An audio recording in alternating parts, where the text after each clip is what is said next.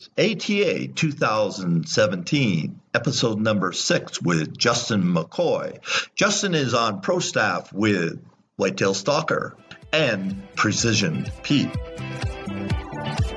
Welcome to another episode of Whitetail Rhino from ATA 2017. Hey, I'm visiting with Justin McCoy. Justin is a SODAC guy and a NODAC guy, and also he served our country. So, Justin, thank you so much for that. We're going to have a little chit-chat about the pro staff that he's on and the things he's doing with Precision Pete. Justin, welcome to the show. Thank you very much, Bruce. Really excited to be here. Hey, Justin, let's talk about the hunting tradition. I know, you love to hunt. You hunted birds and squirrels, geese, ducks, and everything out in Dakotas. But what does the hunting tradition mean to you, and where did it come from? Well, I grew up, like you said, in South Dakota, chasing pheasants and waterfowl with my dad, and listening to him while we were burning up back roads of South Dakota, talking about whitetail hunting, bow hunting and all that stuff. And it's just something that he was very passionate about, and it was something, about spending time with my dad in the outdoors, and just that time that you don't get back, So just something that I'm looking forward to paying that forward with my son when he gets older. I heard he's like 17 months old? Yeah, he's a little spitfire, so his nickname's Monkey, and there's a reason why. He's climbing all over everything. That's going to be so much fun. Say, we met you at Precision Pete, and we're talking about pro staffs, and I want you to take a minute or two and tell people out there what pro staff is and isn't, because there's a lot of misunderstanding about what a pro staffer is. Well, to me, pro staff is basically you're working with that company to help them market their respective product. A lot of people think that if you're pro staff, that you're paid and that you're forced to market for them.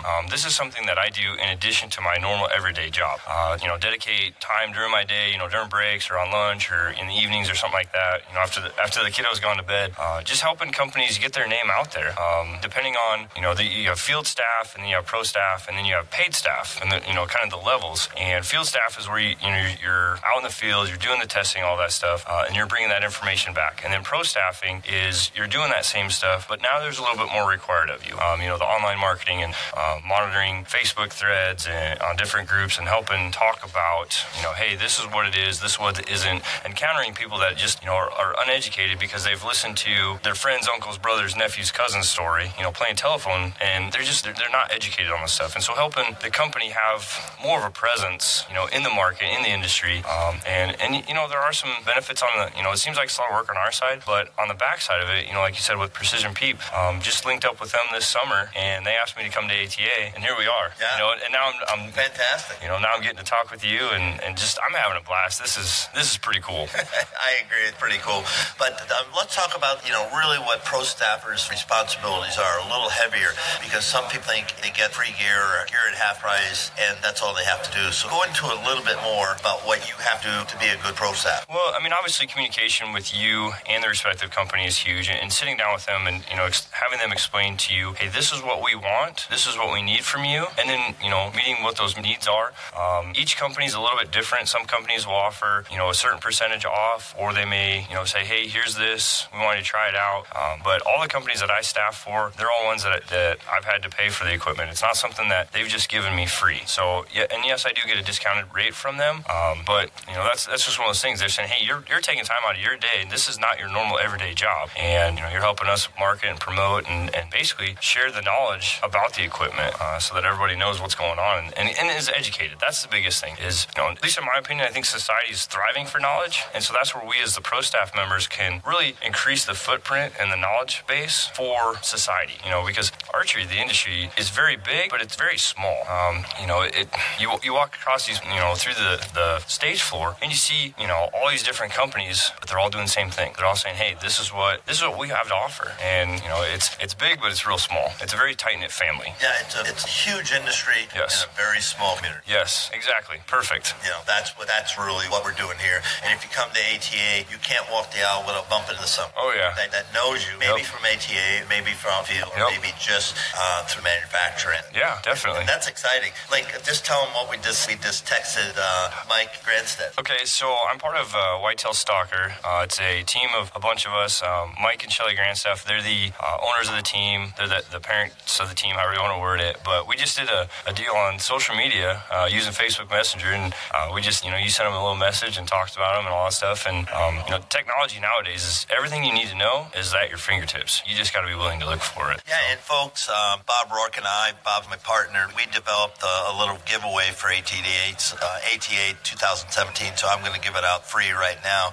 33444. So text 33444 ATA 2017. Why am I telling you this? Because if you ever wanted to build a Twitter following, I'll tell you how. Again, 33444 ATA 2017. And take a look and let me know what you think. Hey, let's talk about faith, family, and everything else that you stand for. Let's unpack that a little bit. Okay. Well, I grew up in a Roman Catholic Irish family, and very, very big, farm family and all that stuff. And when my folks, my grandparents moved into the city and had the big family, the farm aspect of it went away. But the faith and the family, the same grade school that my dad went to, I went to. So that was kind of cool. Boy, yeah. It's a small world. Yeah, really. So, but, faith is, a lot of people get that misconstrued. I don't necessarily have to go and sit in a church to be with, and fulfill my faith. Sitting in a tree stand or in a duck blind or something like that and watching the sun come up and, on a freshly frosted morning, or when the water's, the condensation, the evaporation's going on. It's things like that people only read about. And that's something that with the outdoors and that, I was able to share with my dad. And that's something I want to, like I said, pay forward with my son. So, whatever it is that fulfills the hole that you need to fill with your faith, that for me, it's being out in the environment and enjoying, God's handiwork. Now, how do you balance hunting and pro staff family? That's got to be a challenge sometime. Yeah, it is a big challenge. My wife would tell you that I spend a lot of time on my phone, and I agree, I do. It's a balance, and it's like anything else in life. You really have to balance out, what's important, what's important to you, and keep the priorities really in check. So how do you balance it? I mean, I know you love to hunt. I do love to hunt. I get out as much as I can. Like I said, have the little guy and wife and my normal everyday job with being an instructor for the Army. When I can get out, I get out on breaks in between classes and stuff like that. I'll go in and jump on the computer and check Facebook or other social media deals that I'm part of, and we'll send talk about this, that, or other thing, and answer questions and all that stuff. And you just got to find time in your schedule. 5-10 minutes here, an hour there, or whatever it is. And sometimes when there's not a whole lot moving in the stand, when you're sitting there, it's a great time. You got time, so you pull out your phone, and then you usually look over and there's a deer standing there or something like that, and it's like, all right, lesson learned. How about kitchen pass? How do they get paid out? There's a long. The honey-do list is very long. It's very long, but my wife is a very strong woman, and I am truly blessed that we were able to meet up. It was kind of a rough time in life. I was overseas, and just was really, really blessed that had that foundation that I could lean on. So it's pretty cool. Well, let's move it back to Kristen and Boss and Precision Peak. We just met them today, the whole crew, and just a lot of excitement, great product. So talk to us, one, about Kristen and Boss, and then talk about product. Okay. Well, Kristen and Boss, they're very down to earth, very personable people.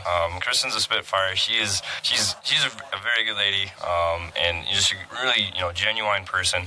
When I got the peeps from them, one and then one for my buddy that is part of Whitetail Soccer as well. Bill, there's your plug. All right, but it was a handwritten letter. Hey, thank you for what you're doing, and it wasn't a typed out. And it was kind of one of those, like, I guess if you look at it in today's society, it would be more considered an old school way of communicating.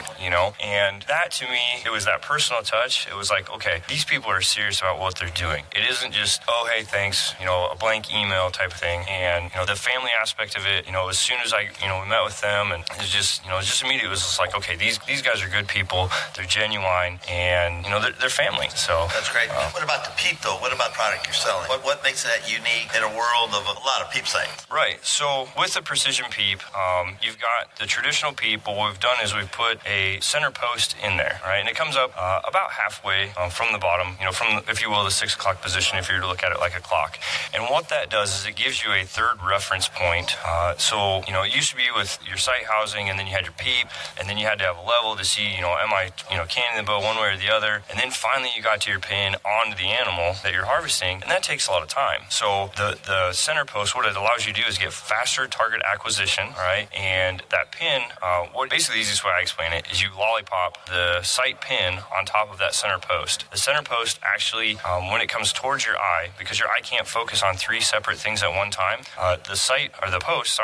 it ghost images, right? It fades out of your vision, and you're looking at your post, and your pin sight, and that's clear on the respective target. The target's got just a little bit of a haze behind it. Because I picked a spot on my deer. Yep. So I'm drilling that spot right behind his shoulder. As long as you have sighted your bow in, and you've done the hard work, and you can control the buck fever, yes, 100% I agree with that. So, he's calling me out, folks. I'm not calling anybody out. I'm calling myself out because I am just as guilty. So. Hey, that's what we hunt. If you're not getting excited, some people are cool, calm, who I am, Luke, until the shot's over, and then they just completely lose it. And that's exactly how I am. It was pretty interesting. So my watch that I have, it actually tracks my heart rate. And so the day that this last Thanksgiving, I harvested my first ever buck. No way. First ever buck, yeah. It was. You gotta tell the story. Finish this story, then we'll roll on. All right, so my first ever buck. But anyway, it tracks my heart rate, and you can see leading up to the shot, the heart rate's real calm, and you can see a little spike where I'm like, ooh, there we go. He's coming in, and then it goes back down because that's like you talked about that calm, and that tests that. A lot of it's to the training that I've had with the military. To be able to focus that energy, that adrenaline, where it needs to go. So got was able to put I'd say a decent shot. It wasn't a perfect shot, but it was a decent shot. Was able to harvest the animal and all that stuff. But you look at it and you can see on the backside, my heart rate spikes. It goes from I think it was like 65 to 95, back down in the low 60s, and then after the shot, it's like 120. And I remember that very, very vividly. The shakes and just that, the adrenaline rush. I don't know. You've had it happen. I've been there. And the people that listen, they know. Yeah. But that's one reason I hunt. Yes. It was just, there's a deer, bang. Right. I shot a deer. Right. Exactly. With no emotion, no nothing. What's the point? Exactly. What's the point? Unless I'm hunting for food, right. Then I'm really excited. Yeah. So either way, if I'm hunting to harvest the animal and eat it myself, or I'm just out killing deer, which some people are because they feel they got to go shoot deer. Yeah, and for me, it's never been about the harvest itself. It's about the experience, the stories, right? Which my wife will tell you I have a ton of those. But just those life experiences, those small moments in life that really stand out. In this particular one, being my first ever buck harvest. So listening to my dad talk about whitetail hunting and all these things, and my friends and college and all this other stuff. All these guys talking about, you harvest your buck. And so I picked up the bow in 2012. That's when I really dedicated a lot of time to it, and which my wife bought me for Christmas in 2011. Wow. So we can kind of attest it. It's maybe just a smidge her fault, but it's all good. So I dedicated a lot of time, hunting and scouting and doing what, everything that we do, all the legwork you do on the backside. And was fortunate the guy I used to work with, he had some land, and he was like, hey, if you want to hunt it, you can. I'm like, perfect. Yeah. And so 2014, started hunting out there, was able to harvest a couple whitetail with Flanger Archery's Toxic and Cyclone broadheads. And then 2015, my son was born, so obviously not a whole lot of hunting going on then. And then this year, 2016, I was able to put down my first ever archery buck. Actually, first ever buck to beat for any of it. Well, we got about 5 minutes left in the show, so I want you to just go through and talk about how you found the buck, how you set up your stand, and how you hunted the buck and finally harvested him. Okay. Well, it's a travel corridor from a bedding area to a feeding area. And I'd seen the activity because, like I said, I've been hunting out there since 2013, and so I was able to get kind of know what was going on. And I was seeing a lot of activity for does in the evening, and so it was towards the tail end of the rut. So I went out Thanksgiving morning and just happened to get lucky, and he came in actually to the south of me. He came around from the west. I grunted at him a couple times, got his attention. He came over, and he was 12 yards away. Oh my goodness. Yeah. Talk to me about the set. Why you set it up there? Do you have trail cameras, or why did you put your set place you did? Well, like I said, it was that transitional area from a bedding to the feeding areas, and it was just one of those that, looking at the natural terrain, not having to do a whole lot to it, it was a natural funnel, choke point, and that's a great place to set up an ambush, if you will, to use military terms. Right. But to set up a place where, hey, they got to come through here. How far off the trail? From the trail actually goes in front of me about 8 yards. Okay. So and I'm up pretty close. Yep. I'm hanging over the top. Yep. I'm up in a cedar tree. How high? 15? Probably around 18, 20 feet. Okay. So hang on or ladder stand? A hang on stand. Yep. And I've got another tree that's just about 15 yards to the north of there that I use my climber stand. Okay. So now, why do you have two sets pretty close together? Well, initially when I started out, I didn't have a hang-on stand. I just had my climber. And so then once I could put the hang-on stand in that tree, in that cedar tree, I opted to use that. Now, how did you get your cutting length? They were already established. Somebody had used the tree before shooting? No. Well, okay, I did have to cut one tree or one branch out. Okay. It was pretty good size, but all I did was inverted that so that the branch that I had cut off was actually set down in front of me and kind of mask my outline a little bit more. So underneath took away the bottom of your stand. If a deer looked up, he's going to see tree. Correct. Rather than your tree stand. Yep. So, and he came in, like I said, he was, there's a log. It's actually a little tree that's, fallen down. That's 15 yards. Because one of the things, hey, range everything out so you know exactly where it's at. Because there's enough going on when they come in. Yes, there is. But he was just in front of that, so I was like, okay, he's about 12 yards away, and was able to, get like I said, a decent shot using flying archeries, Cyclone broadhead with Element Arrows Quake line, and steady form kept me true, and Precision Peep was making sure that my eyes where they need to be, and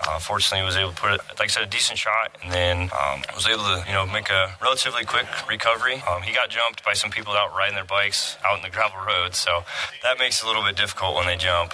So I backed out and went back out and was able to recover him, and pretty excited. I think one of the first phone calls I made was to my dad.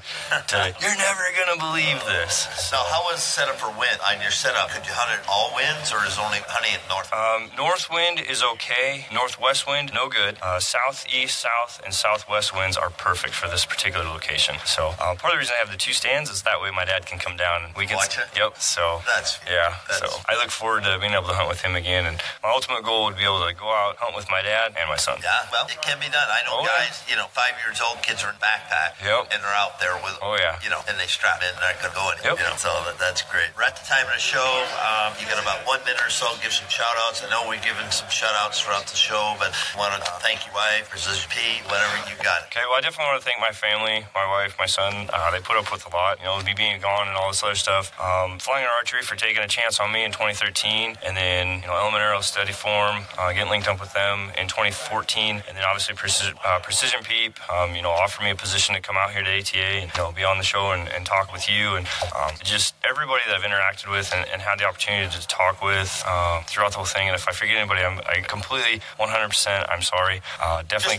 Just blame me. Okay, it's Bruce's fault. But one big thing I do have to say is Whitetail Stalker, I cannot talk about how awesome that team is. You want to talk about family? We pick on each other like we're brothers and sisters. And so Mike and Shelly and Shannon and just everybody on the team, I mean, we're 20 members strong, so I can't name everybody off. We'll run out of time. But everybody in Whitetail Stalker, I cannot say anything, but I love you guys all, and my wife and my son, thank you, and I love you guys too. And thanks, Dad. So on behalf of Whitetail Rendezvous across North America, Justin, thank you so much for being a guest on the show today, and I can't wait till we have you on again. Thank you very much, Bruce. It's never too early to think about food plots. Whitetail Rendezvous has an ebook for you. Just simply text 33444 food plot to get your copy. Thanks for joining us. Be sure to tune in tomorrow for another episode of Whitetail Rendezvous, where you can listen and learn from the experts so you can be more successful on your next hunt. Until next time, listen, learn, and succeed.